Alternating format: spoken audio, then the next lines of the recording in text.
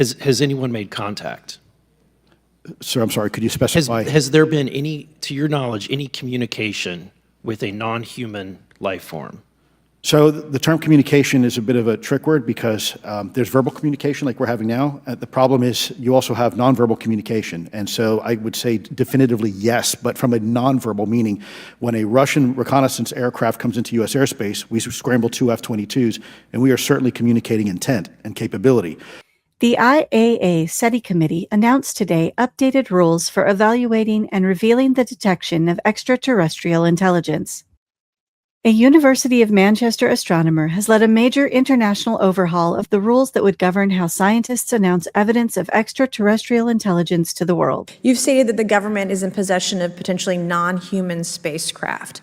Based on your experience and extensive conversations with experts, do you believe our government has made contact with intelligent extraterrestrials? Something I can't discuss in public setting. Okay, I can't ask when you think this occurred. If you believe we have crashed craft, stated earlier, do we have the bodies of the pilots who piloted this craft? As I've stated publicly already in my News Nation interview, biologics came with some of these recoveries, yeah. The updated guidelines have now been formally ratified by the International Academy of Astronautics, IAA. The revised Declaration of Principles marks the first major update to the protocols in more than 15 years and reflects a media landscape transformed by social media, artificial intelligence, and the 24-hour news cycle. Acknowledging that any credible detection of extraterrestrial technology would be a transformative event for humanity, the new declaration establishes a rigorous framework for verification, transparency, and global risk communication.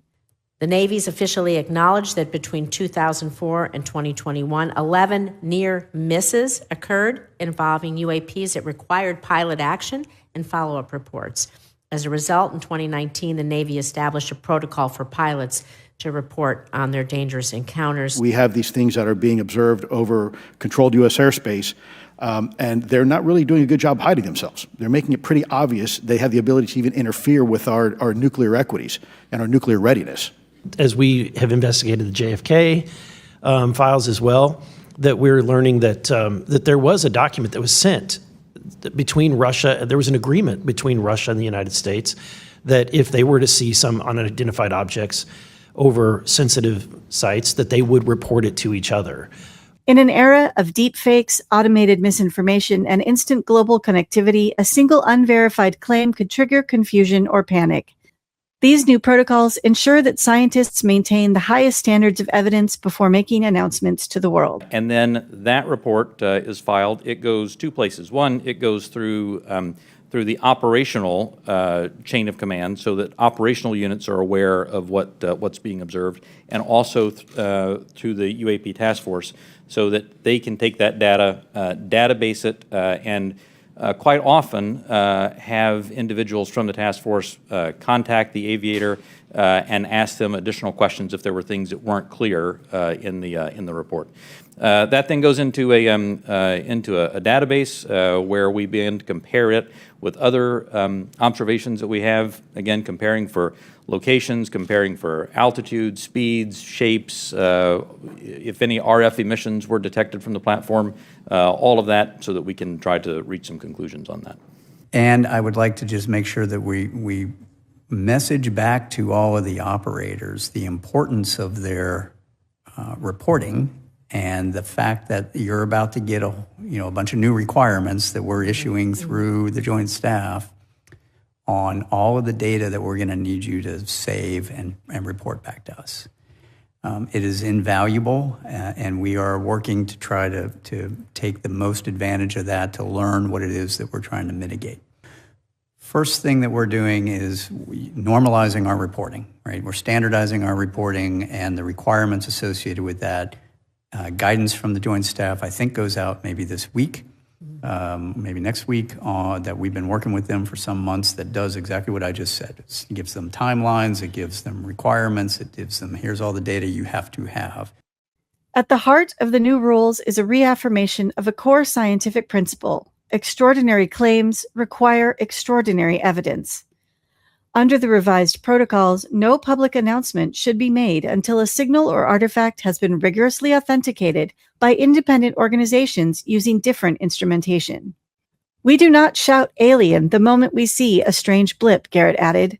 The scientific method demands we check again, and then ask others to check. Only when we have reached a consensus that a signal is credible do we bring it to the world. I'm also familiar with the rhetoric, public rhetoric between President Reagan and Gorbachev at the time, too, that they traded statements about wouldn't it be something if we were threatened by something from way outside, how we might work together. I know for sure that they had conversations about it, and I know we did reach an agreement to try to lessen the possibility that us detecting a UFO or group of UFOs would not be mistaken for a bunch of Russian missiles. There were exchanges of that sort that went back and forth. Yeah, and I can imagine this is, to me, the validity of this document is underscored by the fact that Russia would not want this to be known. They absolutely would not want to know, the public to know, or the United States to know that there was a vulnerability in their missile systems. Would you agree? Absolutely. And, and we had many similar incidents at our nuclear weapons facilities here that have all been sort of swept under the rug, but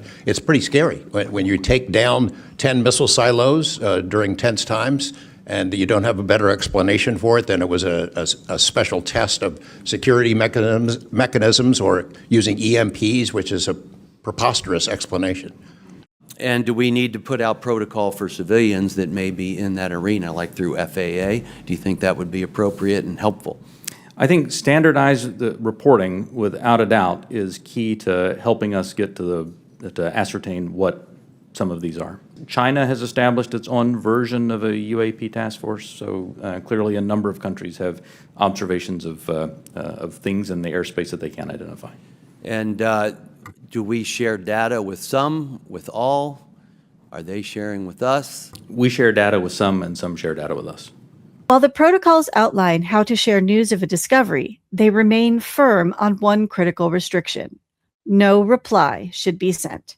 The declaration reaffirms the enduring principle that transmitting a response to an extraterrestrial intelligence is a decision that belongs to all of humanity and should only take place following international consultations, specifically through the United Nations. The IAA SETI Committee will also establish a permanent post-detection subcommittee, bringing together experts in social science, law, and ethics to advise on the longer-term societal implications of a confirmed discovery.